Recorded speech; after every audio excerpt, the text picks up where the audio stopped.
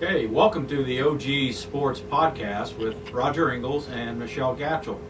Hey everybody, we have a really great guest today. We are going down memory lane. I should say down the Parkway, the OSU Parkway with Jack Park. Hey Jack. Great to be with you today, Roger, Michelle, and nothing like an opportunity to talk about Ohio State football. So I'm looking forward to it. Yeah. Well, Jack, obviously everyone knows Jack Park as the historian of Ohio State football. I'm a little curious. Tell us a little bit about how you became that historian and how you kind of evolved into this role. It was kind of by accident. It wasn't really planned. I always liked sports as a kid growing up and played sports, played through high school. I played at a small high school in New Lexington and probably would not have played high school basketball and football had I gone to Upper Arlington, where my three kids went to school, and much school with 5 times the size of a graduating class of what I went through. But I love sports. The history part of it, my mother was a high school history teacher. She graduated from Ohio University.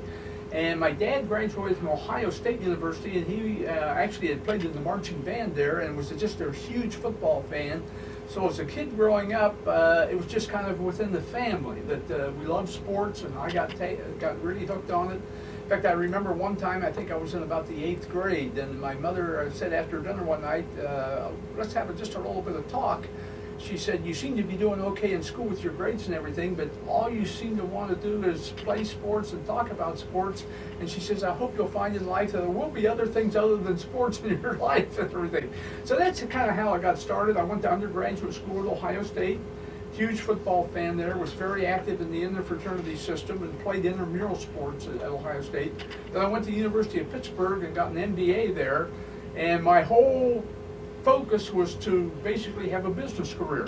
I met my wife, who has now passed away, but I met her in Pittsburgh. She was actually in undergraduate school at Carnegie Mellon University when I was in school at the University of Pittsburgh's graduate school of business there.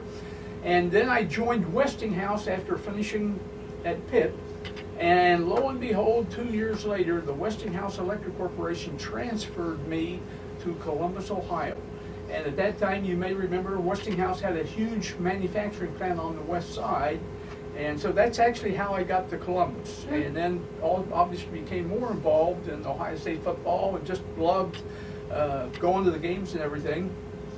Where my involvement with the radio station really started was simply by accident. And February of every year is Boy Scout month, and there's a Boy Scout week. And in Columbus every year, there's about the second Thursday of February, there is a Boy Scout dinner where Eagle Scouts are honored. And a lot of the companies sponsor an Eagle Scout. And about 3 o'clock the afternoon of that dinner, one year, Mr. Gil Diekman, the general manager, came down to my office and said, I can't go to this dinner tonight. And he says, I see that the speaker is going to be a man by the name of John Gordon, who is the sports director at WBNS Radio. He says, I know you're such a sports fan. Do you know John? I said, no, I've never met John. He said, would you go to that dinner tonight and represent us at short notice? I said, sure. So that was at 3 o'clock in the afternoon. By 6 o'clock, I'm at this dinner, and I was seated at the same table as John. And then we talked, and he asked me about Ohio State football. John had not grown up in Columbus. He'd come here actually as a play-by-play voice of the Clippers, but he also did Ohio State football and things. He later, of course, became the play-by-play man of the Yankees and then the Twins. But we talked that night, and when the dinner was over, he said to me, this is in February, he said, you know, I'm starting a sports talk show at the station this fall, and I think I might like to call you and just come in and talk about Ohio State football. And I said, well, that'd be great. Now, he did that in early September. I mean, how many people would have done that? You know, I mean, even remembered it, but he kept my phone number. And so we set it up. It was Thursday, the 13th of September. And by the time that date rolled around, John had left the station and had gone, was planning to go to New York. And a man by the name of Ed Littler was sitting in as a sports talk host. So he said, come down to the station. We'll go on the air at 7 o'clock. And right after the news, he says, we'll be on the air for about 30 minutes talking about Ohio State football. And then we're going to go to the Clippers game, who the Clippers are in the American Association, I think it was at that time, playoffs. I said, fine. Well, there was a tremendous downpour of rain in Columbus late that afternoon into the evening, and the Clippers game got rained out. He says, the Clippers game's rained out. I might ask you to stay for an hour. Do you think you could talk about Ohio State football for an hour? And I said, well, I think so, yeah. And so now this is a night where everybody's home, rain, tremendous rain, and so we start taking calls, and the calls just started coming in. And when we got to the 8 o'clock hour, at the break right before that, he said, this is really going well. He says, I don't have anything planned for 3 hours tonight because the game's rained out. Can you stay 1 more hour? So I actually stayed in the station and took calls for 3 hours. That was on a Thursday night. The next Tuesday, Tom Stewart, who was the manager of the station at that time, called me. He'd been listening to it at home. I'd never met Tom before. He said, that was really good. Do you think you could maybe come in once in a while and do some commentaries that we could run on the pregame show on Saturdays? I said, sure. Well, then that just elevated from that and it became a daily thing, and that was 41 years ago. So from the radio, it kind of then spread into speaking engagements.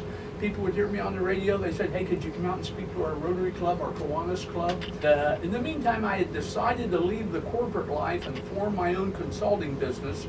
And speaking on leadership was one topic I felt I had a real strong background in by that time, and I developed a couple seminars on leadership, and then also some more technical seminars on cost accounting and business planning, and developed a seminar on how to explain and present financial information to non-accountants. And this is basically for CPAs. And after I'd been in the speaking business a while, somebody suggested to me, you need to take your football and your leadership and marry them together. I developed this brand new seminar called The Leadership Secrets of Football's Master Coaches. And it's basically how to develop leadership within the organization based upon how people like Vince Lombardi and Luke Rockney and obviously a lot of Woody Hayes and Bo Schembechler and more recently Jim Tressel and Ryan, obviously Urban Meyer and Ryan Day. So my leadership program basically, it's basically helping other people understand how the great coaches became so successful, and that's what we call the Leadership Secrets of Football's Master Coaches. I can vouch that it's a fantastic presentation because Jack did it at one of my conventions and everybody raved about it. So Jack, you definitely picked some great coaches to learn from and write about.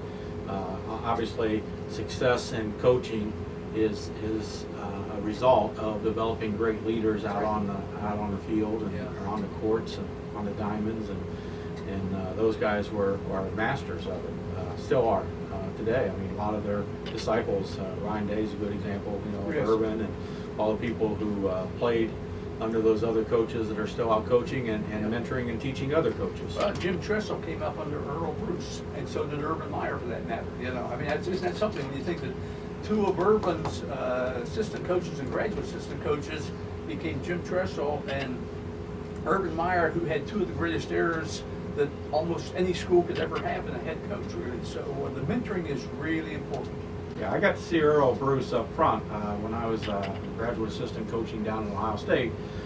Obviously, we're here to talk about Ohio State football, and we need to start in the beginning, way back in the 1880s when there were attempts on campus to form a squad. And I think the first official game that Ohio State played was actually at a school that I spent a lot of time at Ohio Wesleyan University in Delaware, Ohio. We actually had a celebration up there several years back where Gene and Archie and Jim Tressel all came up and we dedicated a historical marker at the site there just outside of Selby Stadium, just to the west there. Yeah. Let's start at the beginning of Ohio State football and tell us how this thing is, this unbelievable program, how it got started.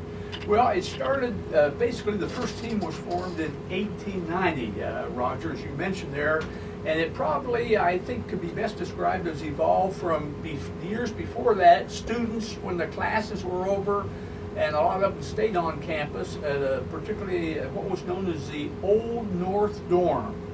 And that was a pretty good-sized dormitory that was the first dormitory on campus ever. It's been torn down a long, long time ago. In fact, the James Cancer Center hospital sits just about where that old North Dorm was at 11th and Neal Avenue.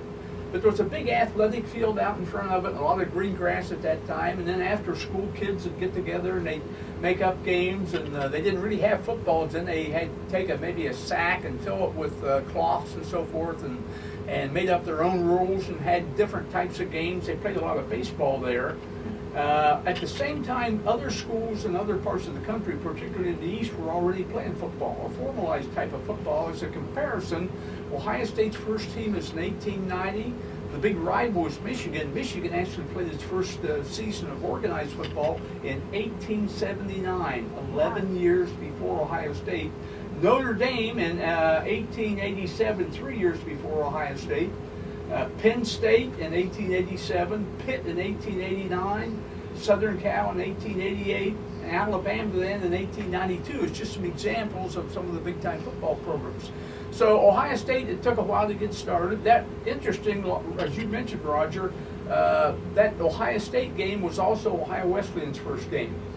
And it's my understanding that it was played in Delaware because they didn't want the Ohio Wesleyan players going that distance down into that big city of Columbus that might corrupt them in some way or something like that. And the game was to have been played the week before. And it really rained, and they basically had to cancel the game, so they scheduled it for the following Saturday instead, which was May 3rd.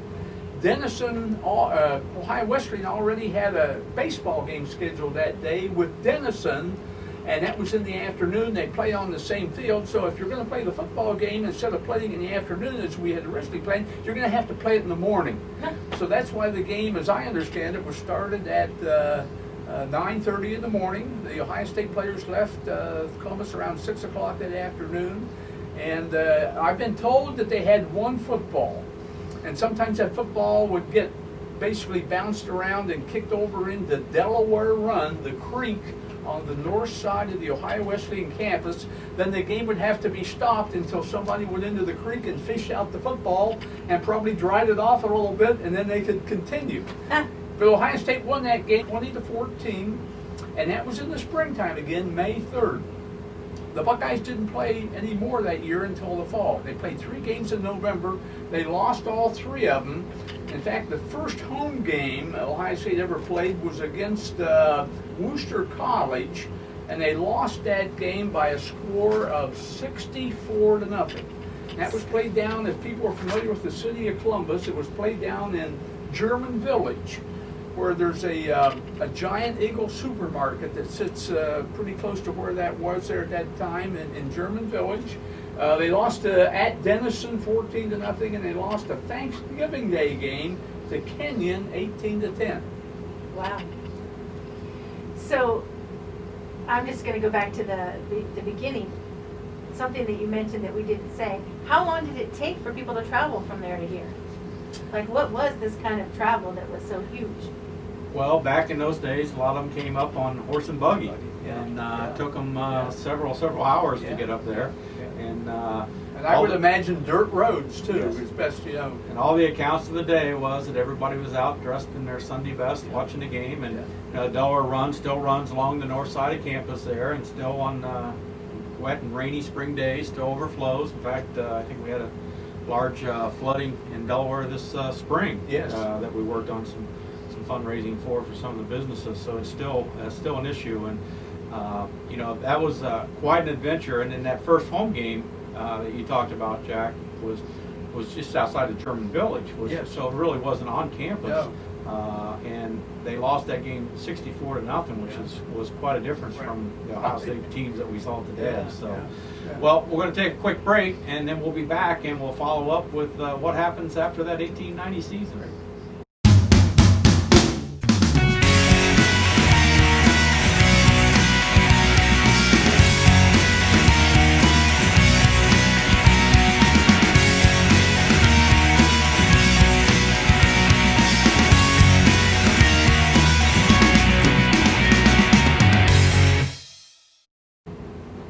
Welcome back, everyone. Jack, I understand that over the next 8 years after 1890, the Buckeyes were 31-39-2. Yep. And then they played their first game against that school up north, in 1897. Yeah. You want to tell us a little bit about that stretch and about Sure. that game up there in Ann Arbor, I believe. There was a lot of instability in the program during those earlier years. In fact, from 1890 through 1912, which is a 23-year period of time, Ohio State had 11 different head coaches in those 23 years. Wow. Now, we say from 1890 to 1912 because Ohio State then joined the Big Ten in 1913, and then there became real stability within the program. But a lot of coaches only lasted a year or two. Some of them I don't think even finished the season. They just, and sometimes the manager would maybe run the team there and so forth like that. But they had some, not some real great records. The 1892 team only played 4 games. The 1891 rather was 2-2. Ohio State's first winning season was 1892 at 5-3. 5-5-1 in 1896. In 1897, the worst year ever in Ohio State football, 1 win.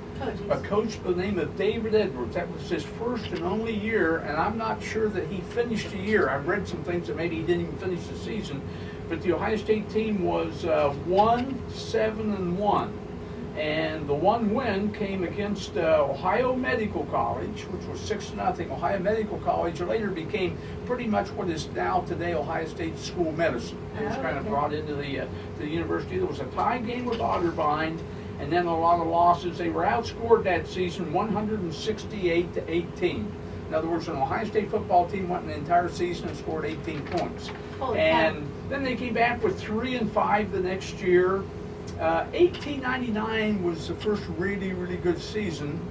A coach by the name of John Ekstrom came in and coached 3 years. He was 9-0-1, first undefeated season, even though there was a tie. That was in 1899. The one tie game was 5-5 with Case. And then 1990 was 8-1-1, and 1901 was 5-3-1. And during that period of time, Ohio State played a lot of games with the other Ohio schools that were pretty much the same size. And we're looking at Ohio Wesleyan, we're looking at Denison, Worcester College a lot. Up in the Cleveland area, Case and Western Reserve were separate schools at that time. They didn't merge to become Case Western until 1967. And that was quite a rivalry between the two of those. Those two campuses basically butt right up against each other. But Ohio State had a lot of great games against them. Some really close games with Marietta College. And that's pretty much what it was there. Up through probably about 1908. Odd question. Were they always scarlet and gray even back then? Pardon? Were they the Buckeyes in scarlet and gray back then? They were in scarlet and gray. The first colors were scarlet and gray, and those were established 2 or 3 years before 1890. The 1890 being the first year, the school colors were determined to be scarlet and gray. In fact, the committee of students in the early years that were asked to pick colors, they actually picked orange and black. And then it was discovered that Princeton had orange and black, and they said, well, gee, Princeton is such an established football program at that time, which they were, and we don't want to duplicate Princeton. They wouldn't like that, so they got rid of the orange and black and came up with scarlet and gray some way. Well, Jack, back in 1892, Ohio State had their first paid head coach. He made a huge salary in those days of $150 for the season. Wow. And I believe his name was Jack Ryder. Jack Ryder, yes. Coach Ryder lost his first game of that year to Oberlin College. Yep. What's unique about that game? Yeah. Well, first thing's unique. Ohio State almost always opens at home. That game was at Oberlin. At that time, we're only playing 8 games. The opening game was on the 15th of October at Oberlin, and Oberlin also had a brand new coach that year, only 23 years old. He didn't know if he ever really wanted to coach or not. He had grown up in basically on Bridge Avenue. He was born on Bridge Avenue in Cleveland, and then got raised his family over in western Pennsylvania. He went on and became an excellent college football player, came back to his hometown area, and decided that he would take an offer from Oberlin to be the head football coach, and I think it was probably at no salary at that time. And nobody knew who he was that day. He was 23 years old, His name was John W. Heisman, from whom many, many years later, in 1935 and then in 1936, the most coveted award in college football and maybe in all of American sports is named the Heisman Trophy after John W. Heisman. That 40-0 win was no fluke, because he brought his Oberlin team to Columbus later that season on November the 7th and played Ohio State for a second time that year. And instead of beating them 40-0 as he had in the first game, this time his team beat Ohio State 50-0. So the precedent has been set. Yes. That Ohio State has played teams more than once in the season. Oh, so I yes, know we've very discussed much. that a little bit about Yeah. this year as, Yeah. as a possibility. Yeah, So yeah. Oberlin in 1892 was played twice. Yeah. Jack, you talked about John Ekstrom was brought in 1899, immediately went undefeated. But in his third season, 1901, my understanding was probably as close as Ohio State's ever come to losing their football program. And I don't know if you know, I'm sure you do, the story of John Segrist, who was fatally injured in a game that year. Yes, yes. From up in around the Worcester area there, a gentleman, he was a center, and actually he was injured, it was a game about midway through the season. I believe it was against Western Reserve. And Ohio State was to have played Ohio Wesleyan the next week. That game was never played. But Segrist died, I think, the Tuesday after the game on Saturday, and there was a strong sentiment, particularly among the faculty, to do away with football. And he had a younger brother that played on the team, Charles Segrist. And Charles Segrist made a presentation to the faculty council and said his brother would not want that to happen. It's just one of those things that maybe happened in life. But if his brother was here today, he definitely would want the football program to be continued. And apparently that swayed enough of the faculty, and only one game was canceled. That game with Ohio Western was never played, but Ohio State then did play in 2 weeks, and they actually played Michigan in 2 weeks and lost the game 21-0. But it was pretty close probably to canceling football.